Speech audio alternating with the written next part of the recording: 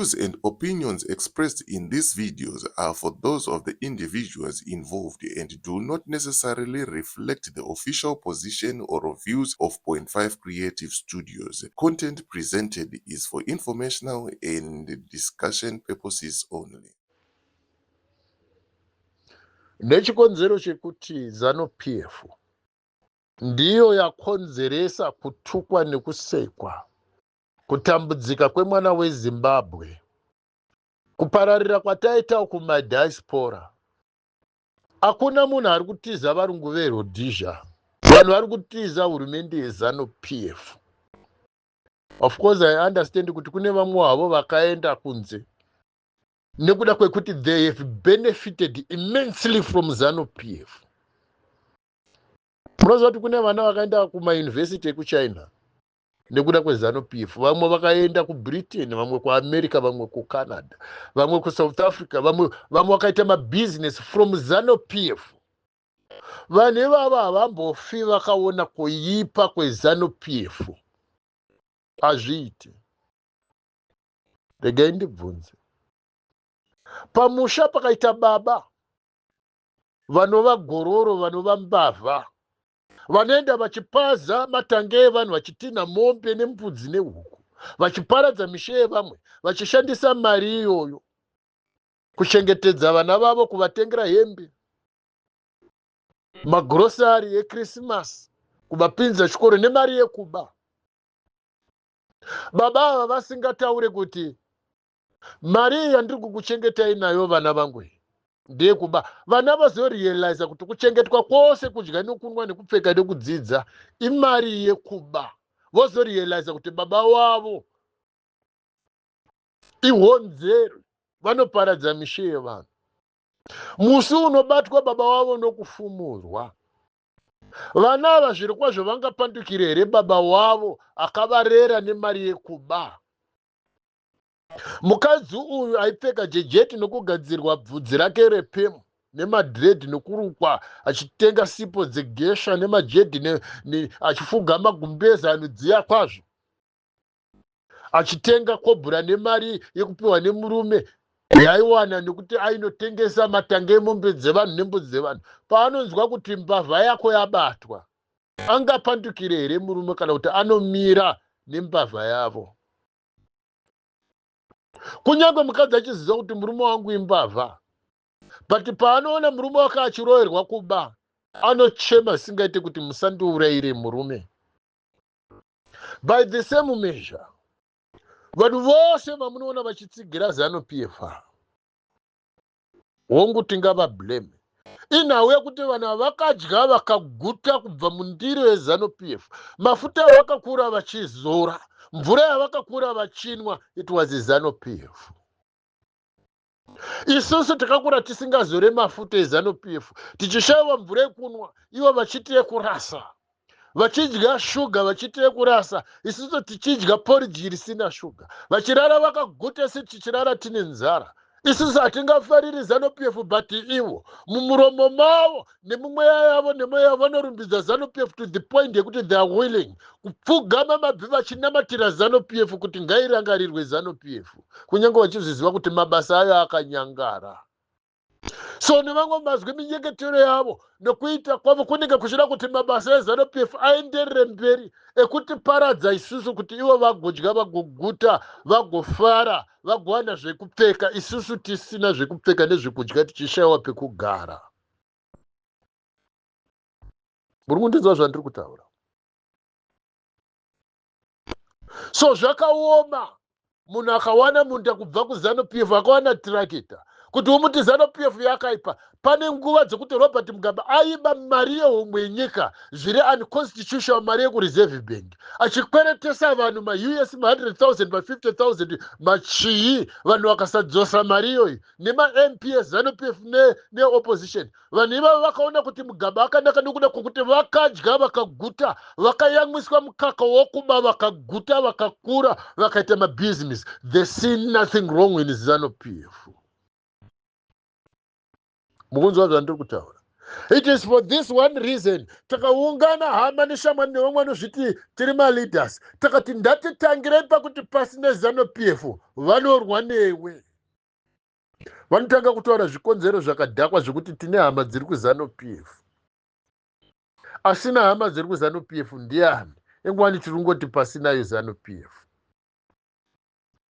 Ungavape maexample, ungavape mienzaniso mizhinji kuti ANC yekusouth Africa vana Jacob Zuma vakaita 10 years vachisungirwa ANC, but vakasvika pakuti pasinayo ANC takubuda mu-ANC. Kwete iye, vakawanda vakabuda mu-ANC vakati pasinayo. Aite ipolitical party yekunyengedzera vanhu. But kuZANU-PF vangani vari kuti pasine ZANU-PF? Mabranda emanyasaranda ana Sevia Kasuku here. Pane here pamakambonzwa achiti pasine ZANU-PF. They are fighting to get back into ZANU-PF vakadzingwa. Rimwe chawa ribumbwa guru munangagwa. Paakadzingwa muZANU-PF to fight to go back to ZANU-PF. Nekuda kwokuti vakaziva kuti since gorera vakahijeka ZANU-PF pavakauraya the leaders vana Herbert Chitepo nana Leopold Takawira vakakwanisa kuurayanisa neMoven Mahachi vakauraya naBodagezi vakanzwisisa kuti ZANU-PF ya political party yavo ya political party yemachawa evabumbwa in the name of Locust ya political party yemabranda in the name of G40. I'm telling you the truth. Ndikukudza chokwadi chinorwadza.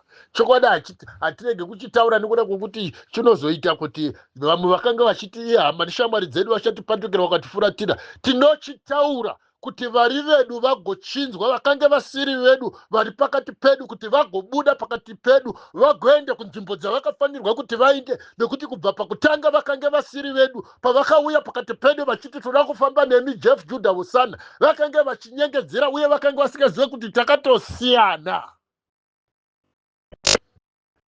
Saka kana kuchinge kune vanhu vanouya vachiti hendei kuna Jeff Judah tinotibatanidza vanhu, tinobatanidza sei vanhu vatakasiyana navo? Ndizvo here kuti makwai anofanirwa kuti azvisanganise nemakava nokuda kwokuti kwaita makava auya akapfuka kufuka kwemakwai?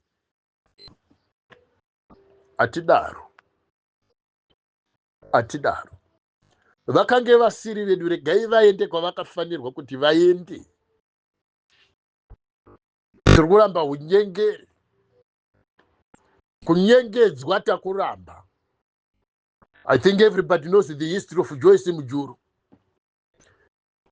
Takange takakura tichinyengedzwa kuti Joyce Mujuru aibata AK47 akarova chikopokopo chakadona. Ukabvunza nyika yese inokudza kuti ndizvo.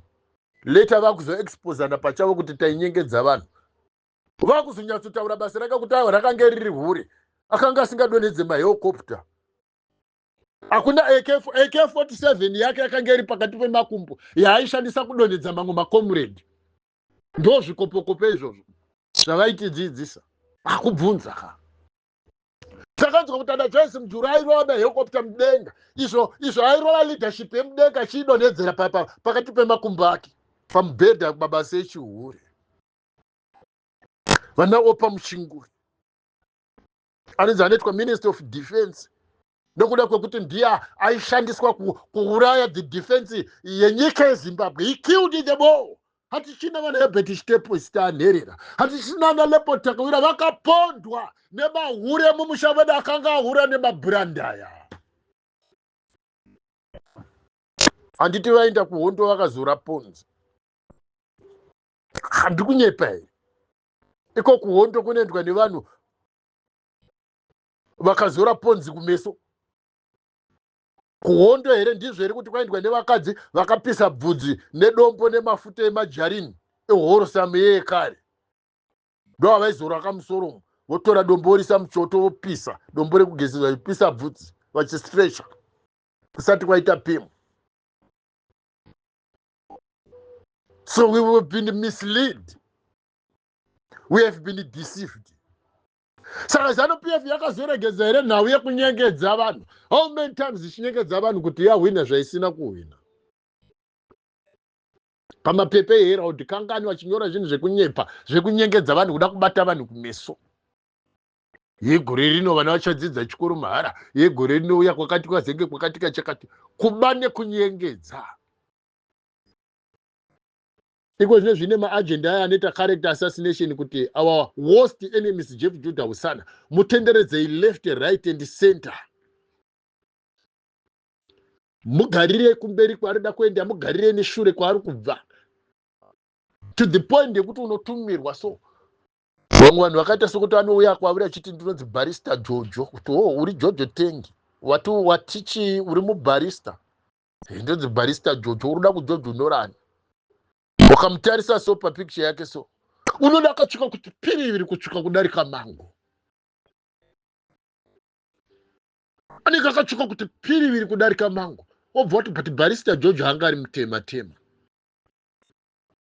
Kutsvuka kwako uri kugeza nemvura yakaita sei isingawanikwe nevakadzi vese panyika, nekuti wakanga uri mutema iko zvinezvi watsvuka kuti kwava barista muJojo.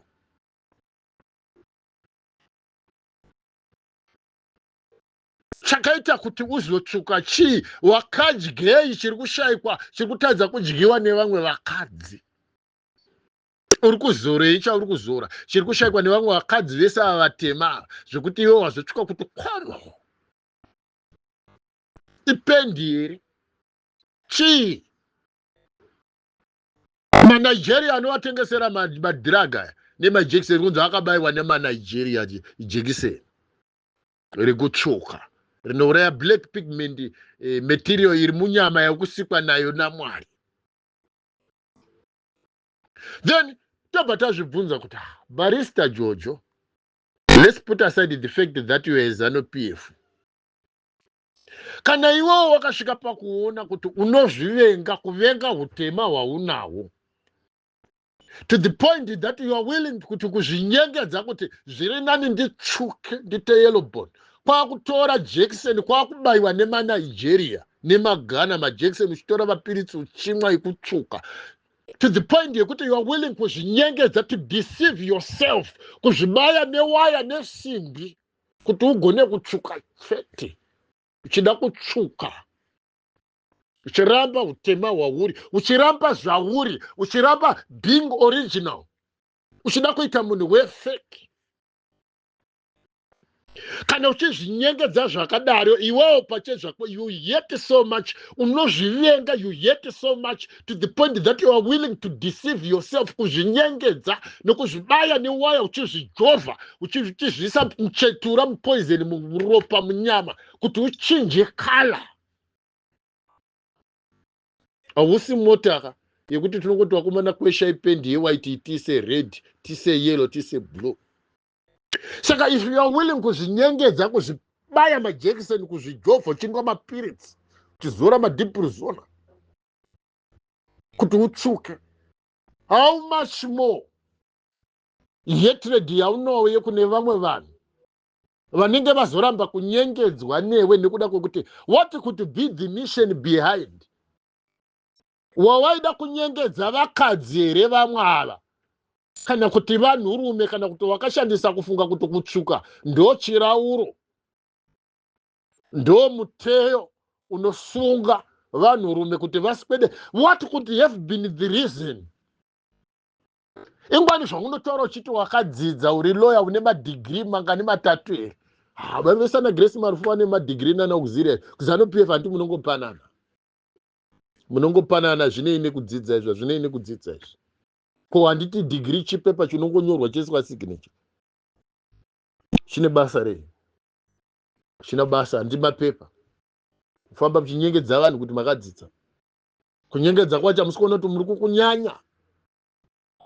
Ndikukubvunza iwewe muJojo kuti zvino kana iwewe uchizvivenga to the point and effect that you hate your own self, kwakuzoti vamwe vanhu, how much are you willing to go? How far are you willing to go kunyengedza vamwe vanhu?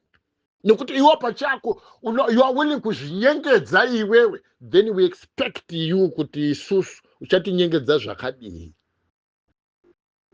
Uchatinyengedza zvakadii iwewe? Nekuti kana uri mukadzi wokuti unosvika pakupara tsiyo dzako iwe nereza dzinoshandiswa kwamarange kuye wachizvipara muparavara vaapostori. Wotora reza iyoyo iwe Jojo wopara tsiyo dzako, wotora iwewe mvere dzenhikiri dzenguruwe, unotora mvere dzenguruwe uchidzinamira kudziita tsiyo dzako iwe mvere dzenguruwe uchizvinyengedza. Wobva wanyemwerera kwazvo, wobva watora pendi tsvuku maredhi kobra uchizora iye malipstick yako uchita wakagaragara, wotora futi kobra weikwiza kwazvo, wotora brush ingotsvaga ikanikrini enamel pendi upende miromo iyo igare yakatsvuka. Handi uruda kugara miromo yakatsvuka here?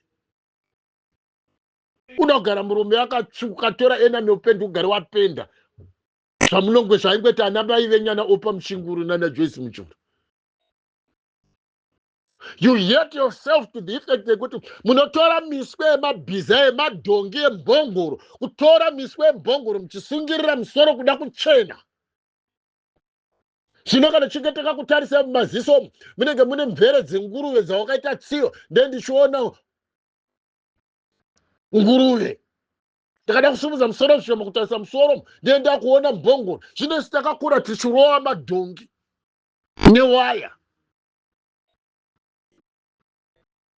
Kuti tikutarise pachipfuva unenge wakapfeka kahembe so kanike kaketeni kanike kagirazi wakasiya mazamu pachena. Murume upiko waruda kuratidza mazamu asingazive zamu, kuzoti donga une mazamu akanaka semhandara waitiita sei kwewe? Chinangwa chako chaunopfekera hembe dzinosiya mazamu pachena iwewe Jojo, wauruda kufamba uchiyamwisa ndanani wawakanzwa iwewe kuti haana kuyamwiswa mukaka namai vake akaguta? NdiJeff Judah here Hosana? Wakanzwa here kuti mai vangu pakukura kwangu havana kukwanisa kundiyamwisa mukaka ndikaguta to the point yekuti you are willing kutiratidza mazamu? Ndivanani wauruda kuyamwisa nemazizamu ako iwayo? Ndo majojo acho here auri kutaura paunozviti Jojo Tengi? Ndo matenge acho auri kutaura here mazizamu akaonesa pachena? We don't know. Tuudze barista Jojo, paunenge uchibarista paipo, paunenge uchibharabhara, chii chauda kubarista? Chauda kubhara chauda kubhara chii? Chauda kubarista uchibharabhara? Jojo Tengi ndo matenge here kutiyamwisa mukaka uda kutipa ezano, mukaka wezano PF ipaka vezano PF vanwe mukaka wavo uruda kutipirei? Akakuudza ndiani kuti kwedu sisi kumarudzi edu tashayiwa vakadzi here? Vakakuudzai kuti havana mazamu ekuti vangatiratidze vamwe vakadzi ava? Vakadzi ava vamwe vakakuudza here kuti havana mukaka wokutiyamwisa to the point yekuti iwewe uda kuenda pamberi iwewe wauchitiratidza mazamu ako iwewe Jojo iwe? Mukaka wako waunoburitsa wakaita sei wokuti unoda kutimanikidzira isusu kuti tiyamwe? Ndo zvaitaka Joyce Mujuru naOpa Muchinguru kuMozambique. Aibva amayanika pachena, history iyoyo iripo yekuti waifa pamukembi akaisa mazamu pachena, makomredi achingoti hey mukuru ari kudya neriva. Vana Opa Muchinguru nhasi asvika pakuchembera anofamba mazamu ari pachena. Wakasiyanei naye? Grace Marufu aita the same thing. Uyu Mary Chiwenga wokurambwa uyu aita the same thing. Nayo futi Chiwenga Musukunda uyu anongotorana nemahure waya kuzana PF vese ndeye chihure. Saka zvamakaona chihure chakashanda kudestroya Tsvangirai, makaona kuti naJeff Judah. Zvandakaramba chihure muda kuita sei? Muda kuita sei ndudzi? Muda kundipolisha mutinda muzano PF? Kana zviri zvokuti inini ndiri muzano PF imi mamusi, itai pasi nezano PF titangire ipapo. Chinoita kuti I was on 0.5 student kule TV. Thousands of people and thousands and 100,000 people, they were listening. Makaramba kuti pasi nezano PF. Makaramba. Kati stara kuchairo ndiwani wakati ndiri mwanasikana wakwaMarufu. Kwana Grace Marufu who fucked up the country nemubranda yawake bwidi guru iri Mugabe. Aindokuudzai handisi kuzomira.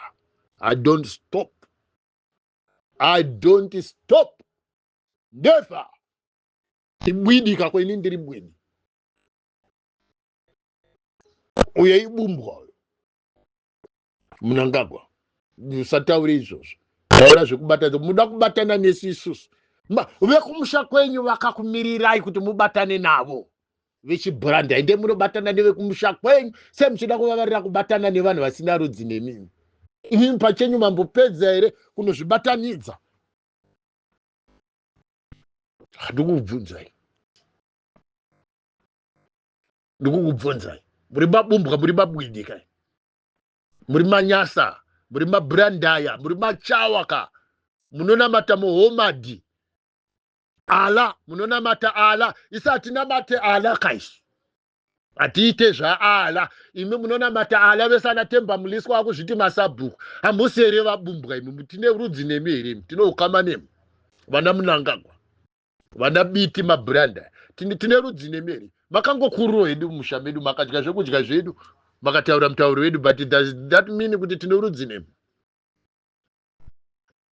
Hatina rudzi nemi. So it is very difficult kuti mimi tukuti pasine ZANU-PF nekuda kwekuti muri vana veZANU-PF, ZANU-PF huri mamuri. Nemiwo muri muZANU-PF. We cannot separate you from ZANU-PF. ZANU-PF yakakupinda itu zvese zvekuti yakaita crimes against humanity muna basa nazvo nemuchoti toda kugadzirisa ZANU-PF. 45 years muda kugadzirisa ZANU-PF. 1000 years muda kugadzirisa ZANU-PF. Makaita seko musinganyari. Saka kutumwa kwamakange maita kuti muite chihure neni. Maida kunyatsosvika padhuze neni handiti. Maida kusvika pedyo neni zvikanzi mutumire iye Barrister Jojo. Akatsvika kuti khobo. Jeff Judah akamuona chiti achindifonera achiti ndatibatidzana nevanhu ndatidi achindifonera. Chihure achishande pano tete. Kana ndakuda chihure. Chanotsvaga vekuhura navo. Kwete mimi hamusi klasi yekuti ndinganzi ndakadonedzwa nemi pachihure. Enda munovaudza vadzokere futi kudesk. Vanoita replan. Nemi maZANU-PF wacho makamutuma. I know kuti murimo you are listening to me. Haisi quality yemukadzi yekuti munganditumire zvinhu zvakadhakwa kudaro. Hosha dzega AIDS, HIVs. Zamuroda kunditumira njovera sick yana blue sick. Moda kundipa marutsa amakadya, zvamakadya makarutsa marutsa enyu ndamuroda kundipa. Inda muchitsvinya. Kana dai maida kundipa mukadzi wokundidonhedza saJeff Judah usana makadi kunditsvagira mhandara. Hamuna kuverenga mumagwaro kuti David when he was old at 70 years wakamutsvagira mhandara. Inini dhimi wamunondiudzisa musidzani weZANU-PF. Muda kuti ndikwire vakadzi vaikwirwa nevanhu vakatsvuka muromo. Vana Kembo Mohadi. Manyasarandi. Ini muda kuti ndirare nevakadzi vemabha vakakwirwa nemabranda. Inda muchinditsvinyira kudari. Munondidzikisira to the point yekuti muda kuti ndikwire vakadzi vechinyasaranda mabranda. Machawo. Vakadzi vemachawo. Chinjanai mahure enyu ikoko. Satanyoko yenyu mhani maZANU-PF.